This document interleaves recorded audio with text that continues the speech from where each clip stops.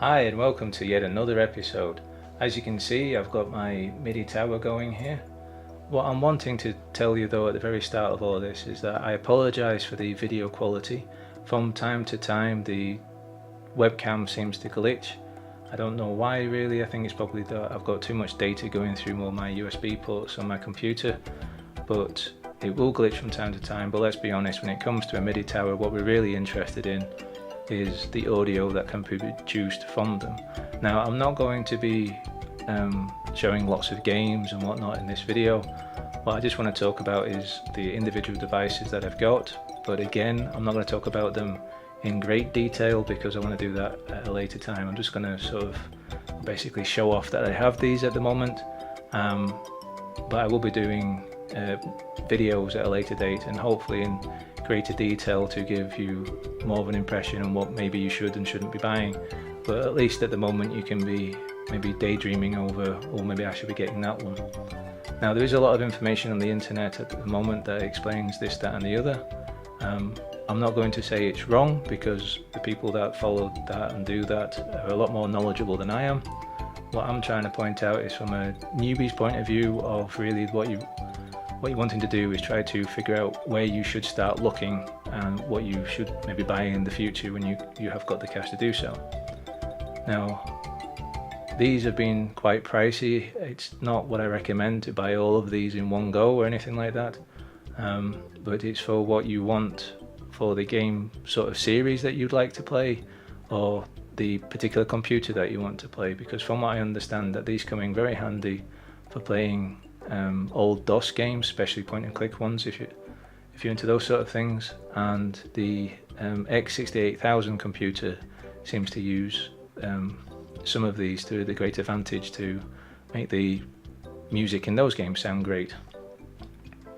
Now, to get it so that they've all got the same signal no matter what, I've got a MBA-8 through device, which is THRU, which is a part of the MIDI standard anyway, because in MIDI you have in and out, and then the THRU, which is just a short way of saying through. Now, to send the signals from my computer to these different devices, to that box of tricks, the MBA-8, I'm using this Roland USB MIDI interface UM-1. Hopefully you can read that. But this is actually a Mark II, so it's MK2 at the end. I recommend that you get the Mark II version if you're buying second hand, or of course if you're buying brand new, definitely make sure you're getting the Mark II, because the first version has a few nuances which make it very annoying, let's put it that way. So definitely get a Mark II of one of these. They're not that expensive. I realize you can get some cheap USB to MIDI devices off of eBay and whatnot. I've bounced through a couple of those. One of them basically you had to open it up and do the soldering properly for them because it was so cheap and tacky. I'll not name it, but there's enough information on the internet to find out which ones I'm talking about. So do yourself a favor and buy basically a well-known proper thing of this Roland USB MIDI interface UM-1 Mark II.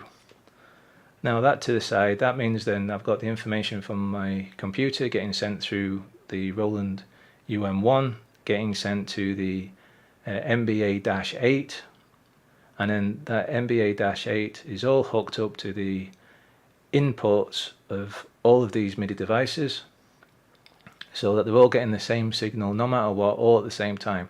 I don't normally have them all turned on at the same time, obviously. I'm just doing this for presentation purposes. Normally I have maybe one or two turned on, because just to the side here you might just see that there's a power strip, a vertical power strip. It has 4 connections for power, and then each 4 bank, as it has its own button to be able to turn it on and off. So basically what I've got it sorted out as being is that I've got sort of like 2 or 3 on the same strip, so that I've only got a few on at the same time, because obviously I don't normally bounce through them all. But just for the purposes of this video though, what we do have is At the bottom here we have the Roland MT-32. This is the version 1, and if you're going to get an MT-32 I would recommend you get the version 1 because probably you're going to end up wanting to get a Roland CM-64, and I'll explain in a bit the difference. But basically there was two different versions. It's not possible to change ROMs and things like that as far as I understand, so if you're going to get a Roland MT-32 there's two to look out for, and you want to find yourself the version 1. There's enough information on the internet that tells you the difference between the two. When it comes to future videos I will explain that more myself, because what I'll do is actually take it off this tower and get it under my other camera and show you, you know, spinning it around and everything like that, and show you the ports at the back. But then I would recommend a Roland CM-64. There seems to be only the one version of that, but the CM-64, it can pretend to be a MT-32, but the MT-32 it pretends to be is the MT-32 version 2. So I get the best of both worlds with that. Now, having it that I have both of those turned on at the same time, as you can see, the MT-32 has a little display there. Now, in some games they actually send little information and little jokes and things like that that you only get to see if you've got the screen. Now, having it going through the through box and everything like that, and having both at the same time, even though I have my switcher here at the top here clicked to number 2 so that the sound is coming out of the CM-64, the data is still getting sent to the MT-32, and I can get to see the little jokes and things that the game may be displaying there, which is a benefit to me, maybe only me, but I think it's a nice little feature to have, because otherwise you do miss out on it. And that's one thing I've noticed with a lot of these MT-32 emulation devices you can get with, not devices, sorry, the Raspberry Pi and everything like that. I've not seen anyone actually hook up a screen to one of those. I think it'd be nice to have that in. I know Munt as a emulation program on the PC does show the little screen, but then that means basically having a second monitor so that you can see that separate to your game that you're playing. So everything has its ups and downs, but that's the way that I see it with that one. Now, the next device that I have is the Roland Sound Canvas SC-88 Pro. Now that has a lot of extra instruments and functionalities and things like that, so that one does come in, and it was actually not the priciest device on there, even though it's one of the most strongest machines or devices of doing different things with that. Now, it can pretend to be an SC-55, which I'll talk about in a minute, but it's not perfect, and I'll explain that in a minute. But so what you'll hear is an awful lot of people talking about, oh, I've got this one and it's fine because it can do the machine before it or the device before it. And the truth is, yes, it can, but not quite. It maybe you don't have to make that sound, but it isn't perfect. It's very, very good, but it's not perfect in the realms of if you're trying to hit, that's the way that the music maker for that particular game wanted you to hear it. Now, the next device is the Roland Sound Canvas SC-55mkII. Again, it's just an updated version of the SC-55. It's got a few more possible instruments at the same time and things like that. Again, I purchased it because some of the games take advantage of that. But to try to balance it up with the best of everything, if you can even try to pretend that there is a best of everything, is the Roland SC-55 with firmware version 1.21. In a previous video you would have seen me actually update that ROM or that firmware, and you can only do that, as I said in that particular video, from version 1.20, at least for now. It may well be things change in the future and other people have managed to reverse engineer and everything, but for now the only way is to upgrade from version 1.20 to version 1.21. If you've got some other version, sadly you're going to have to get a different box of tricks, as it were. You're going to have to get a different device. The reason with that though is because that version 1.21 seems to be a good balance between the different things that Roland decided to change that most of the games support. There's really no other way of talking about that at the moment. So if you've got one, try to make sure that you're wanting to buy one, try to make sure that it is a version 1.21. If it's not, that it's a version 1.20, and then watch my previous video and you'll see that it is possible to upgrade it, and there's plenty of information on the internet on how to actually do that. But sadly, if you've got one of the other firmwares, you're going to have to get yourself a different box of tricks or buy from a different buyer. Oh, sorry, buy from a different seller.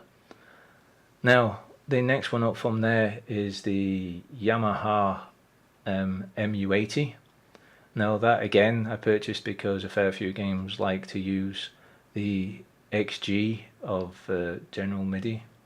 That's what Yamaha wanted to do. There was basically with General MIDI there was MIDI, and then a few companies got together and decided let's make a standard so we can all play and hold hands, and they came out with General MIDI, and then they had a bit of a bust up, and Roland decided that they wanted to be able to do bigger and better things than just General MIDI, and they called theirs GS for the extended stuff, and Yamaha decided that they wanted to do XG.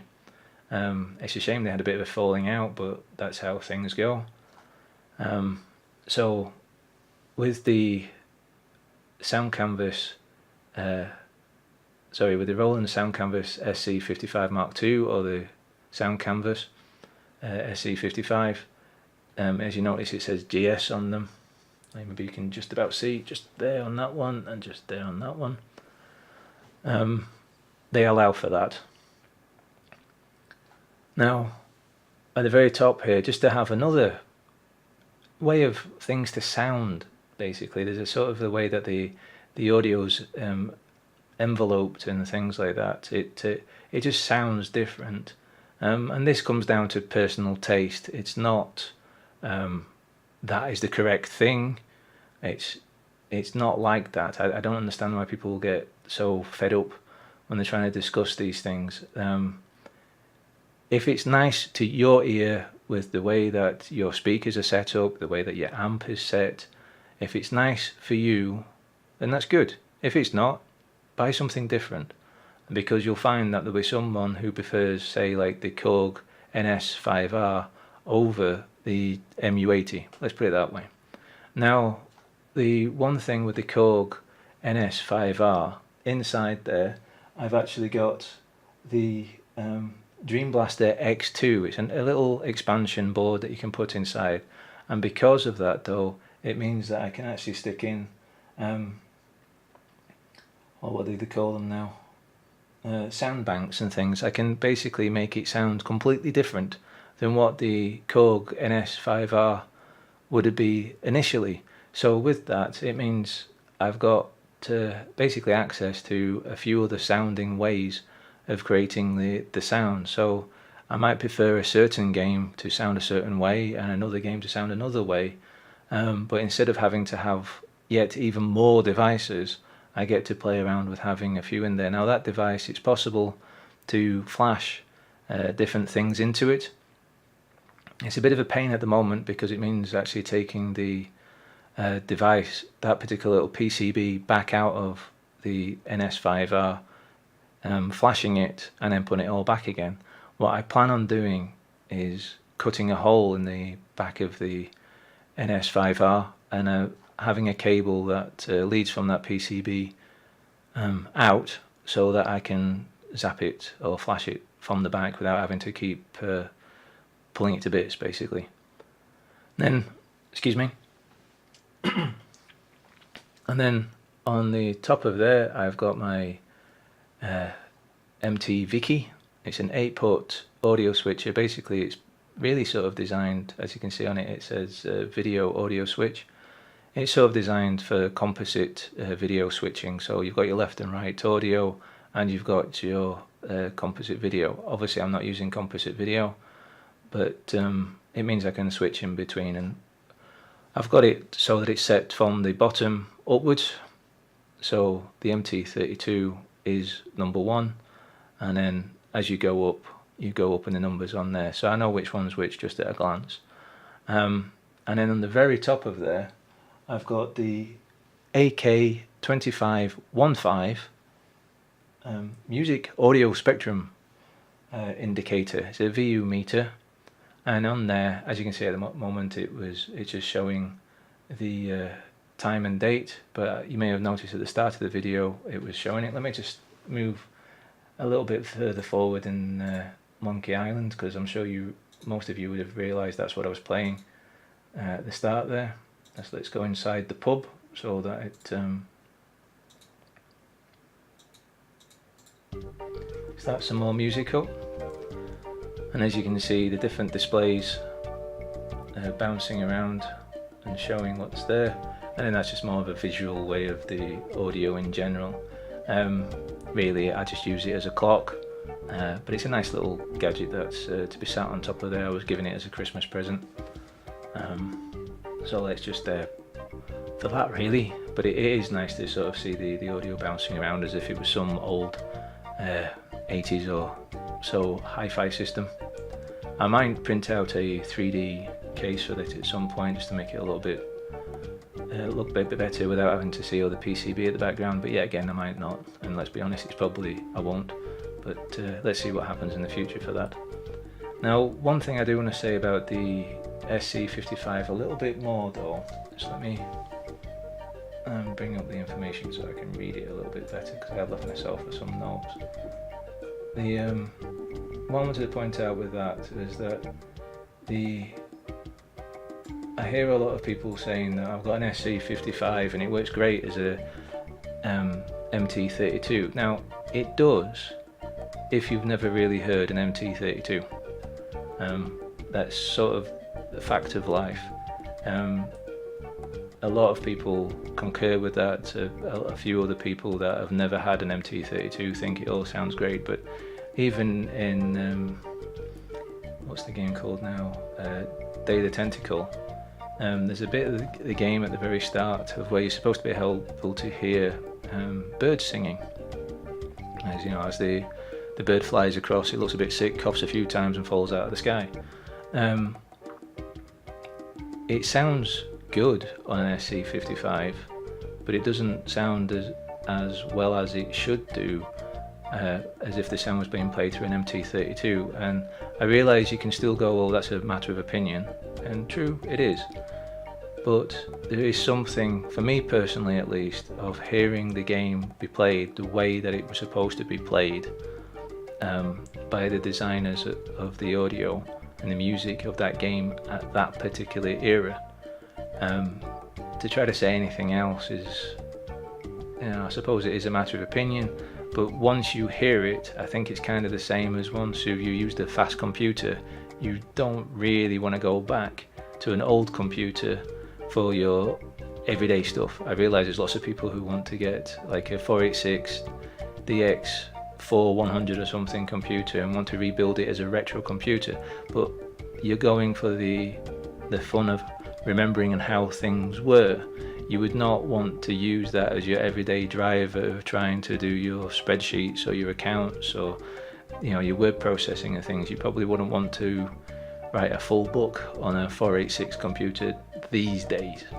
And I realise you don't need a very powerful computer to do word processing, but it's one of those things, once it's booted up and everything like that, yes, it works, but let's be honest, it's nice being able to turn a computer on these days and it's booted up and it's working within less than a minute, whereas with a 486 computer and trying to load into Windows and so on and so forth, it can take quite a while. So that's where I'm sort of meaning with that, is once you've heard it, you probably will go, oh, that's what it's supposed to sound like. I'm not knocking people that have only stuck with it, or not stuck, but only have an SC-55, but I would recommend, if you've got the cash to throw at such a hobby, that you get yourself an MT-32 and hear the difference if you like playing those old point and click sort of games, because that's really where you pick up on a lot of the nuances in the audio. But as a whole, yes, as a starting point, an SC-55 with version 1.21, you're probably going to cover most bases. But then, like most hobbies, you go, oh, I would like that because that does it a little bit different, and that's the way it was supposed to be sound, or that's the way it was supposed to look, depending if it's, you know, if you want to have CRT monitors over LCD monitors, even though you're playing the same old game. It's that sort of way of thinking. As a whole, though, what I want to do is create more videos on this, and I do want to show and record the differences of, say, Day of the Tentacle, of the way that the bird sounds in an MT-32 and the way that it sounds on an SC-55 when it's in MT-32 mode. Basically, you switch to MT-32 mode by pressing some buttons on the front as you're turning it on. With that though, I hope that was a little bit interesting to see what I've got here, and basically set you up to be looking forward to what future videos will be. Now, the next video I do want to make, I want to go back to the Mister. I know I've left a bit of a gap in between my last video and the one that I want to make next, but that's proving to be a little bit more difficult to produce than I thought it was going to be.